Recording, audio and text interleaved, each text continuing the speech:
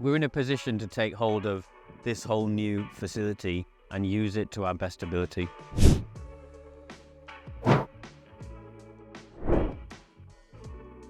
It elevates us on image, and I think this is where I'm glad the lads and the team say we've got to up our game.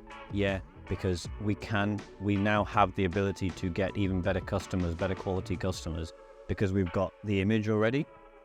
Well, we've seemed to be getting a bit more European now, and we're sending more overseas. The main body of our customers are really starting to step up with their orders, so we're progressing really, really well. To the point where we were literally running out of space, but producing faster than we were when I first joined the company. And to come into this space now give us massive availability to get stocks built up and get moving again. It's fantastic in comparison to what we've had to be working with. Now it's up to us individually to get it right. We've got all the tools now. That's the way I see it.